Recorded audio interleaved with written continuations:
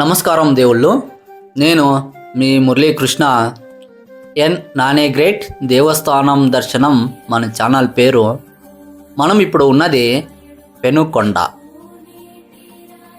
పెనుకొండ అనగానే మనకు గుర్తుకు వచ్చేది అలనాటి విజయనగర రాజుల పరిపాలన. ఆ రోజులలో అగ్రగణ్యుడు, సాహితీ సమరాంగ సార్వభౌముడు, మరురాయల గండ ఆంధ్ర భోజ పెనుకొండ చక్రవర్తి అయినటువంటి శ్రీకృష్ణదేవరాయలు.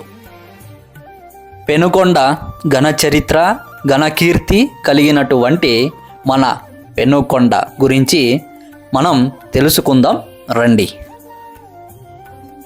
మనం ఇప్పుడు చూస్తున్న విగ్రహము ఆంజనేయ స్వామి విగ్రహము. ఈ విగ్రహము ఉన్నది ఊరి వాకిలిలో ఉంటుంది. ఈ విగ్రహము వచ్చి 12 అడుగుల ఎత్తు ఉంది. వ్యాస మహారాజులు 720కి పైగా ఆంజనేయ స్వామి విగ్రహాలను ప్రాణప్రతిష్ఠ చేసినారంట. అందులో మన పెనుకొండలోనే 420 విగ్రహాలకు ప్రాణప్రతిష్ఠ చేసినట్టుగా ఆధారాలు ఉన్నాయి.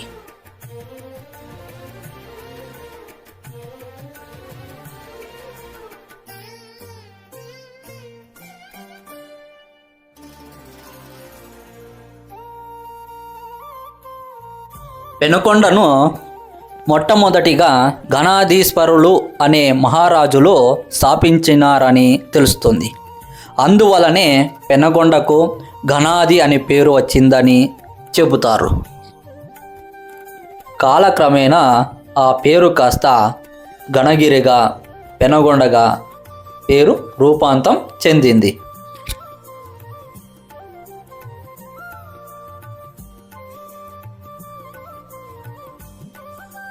ఇప్పుడు మనము చూస్తున్నాం కదా, ఈ రాతిపైన ఈ పెనుకొండ చరిత్రని ఈ రాతిపైన చెక్కినట్టుగా మనకు తెలుస్తుంది. చాలా వందల సంవత్సరాల కిందట ఈ రాతిపైన చెక్కినారు. అందువల్ల ఇక్కడ అక్షరాలు కూడా సరిగ్గా కనపడటం లేదు.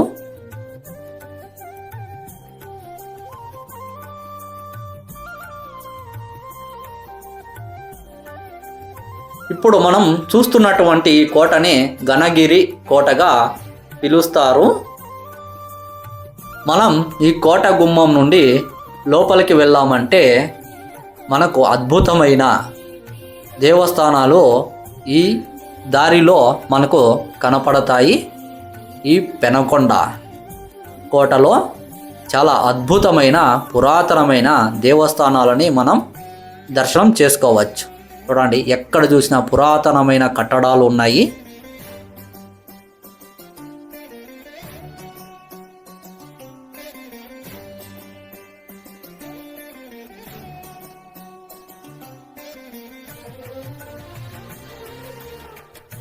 మనం ఈ దారి వెంబడే ముందుకు వెళ్ళామంటే చాలా పురాతనమైన ఇల్లు, కట్టడాలు, దేవస్థానాలు మనకు కనపడతాయి. చూడండి, ఎక్కడ చూసినా పురాతనమైన కట్టడాలే కనపడతాయి. దేవస్థానాలు కూడా చూడండి. మనం చరిత్రలోకి వెళదామండి. ఆ తర్వాత కాలంలో మహమ్మదీయులు పెనుకొండ పైన దండయాత్ర చేశారని, అప్పుడు గణాధిరాజులైనటువంటి పెనుకొండ రాజులు ఆ యుద్ధంలో ఓటమి చెందారని చెబుతారు.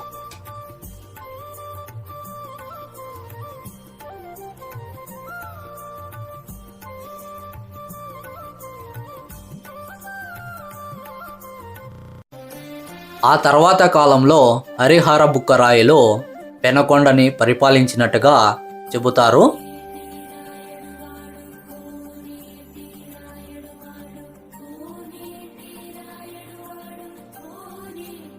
హరిహర బుక్కరాయల ఆధ్వర్యంలో మంత్రి అయినటువంటి అనంతసారుడు ఈ పెనుకొండ కోట నిర్మాణాన్ని చేసినట్టుగా మనకు తెలుస్తుంది. అంతేకాకుండా ఈ పెనుకొండ కోట పైన 800 బురుజులు నిర్మాణం చేసినట్టుగా ఆధారాలు ఉన్నాయి.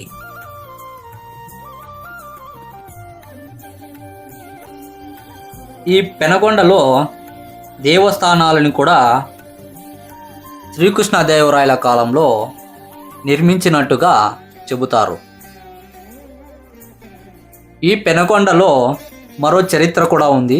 అది ఏంటంటే, ఈ పెనుకొండలో రోజుకొక దేవస్థానం చూసుకుంటూ వెళ్ళినా సంవత్సరం వరకు చూస్తూనే ఉంటామంట దేవస్థానాల్ని. ఒక్కో దేవస్థానం చూస్తుండగా 365 రోజుల పాటు చూసినా ఇంకొక దేవస్థానం మనం చూసి ఉండమంట. అంటే 365 దేవస్థానాలు చూసినా ఇంకొక దేవస్థానం మిగులుతుందంట. అలా ఉన్నాయంట ఈ పెనుగొండలో దేవస్థానాలు. మనం ఒక రాయిని చూస్తున్నాం చూడండి. ఆ రాయి వచ్చి రామాయణం కాలం నాటి ఒక తేలే రాయి. అది చూడండి. ఈ దేవస్థానంలో మెయిన్ మూల విగ్రహం లేదు, కానీ ఈ స్తంభాలలో మాత్రము ఒక్కొక్క విగ్రహాన్ని చెక్కినారు. ఈ మంటపం కూడా మీకు నేను చూపిస్తాను చూడండి. ఇక్కడ ఒక రామాయణం కాలం నాటి తేలే రాయి ఇడిసి, ఇక్కడ వేరే ఏమీ లేదు, చిన్న చిన్న విగ్రహాలు మినహాయించి.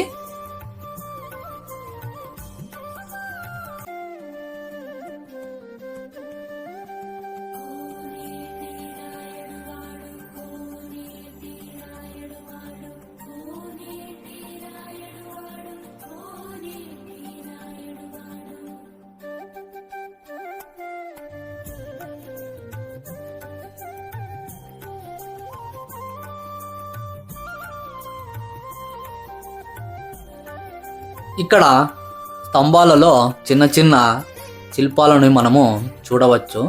చూడండి, ఇక్కడ మూల విగ్రహం అయితే లేదు ఈ మంటపంలో.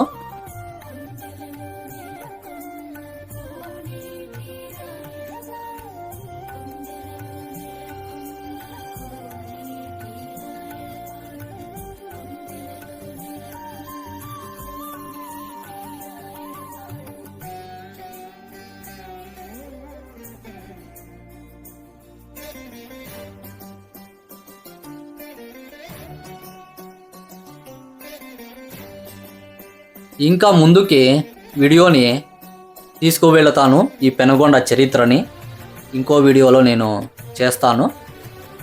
చాలా అంటే చాలా బాగుంటుంది ఈ పెనుగొండ చరిత్ర. ఇంకా బసవన్న బావి, తిమ్మర్స్ బందీఖానా ఇవన్నీ మీకు చూపిస్తాను నెక్స్ట్ వీడియోలో. అంతవరకు నేను సెలవు తీసుకుంటున్నాను. ఇట్లు మీ మురళీకృష్ణ ఎన్ నానే గ్రేట్. దేవస్థానం దర్శనం మన ఛానల్ పేరు. ఎవరైతే మన ఛానల్ని సబ్స్క్రైబ్ చేసుకోలేదో దయచేసి సబ్స్క్రైబ్ చేసుకోండి. నమస్కారం అండి.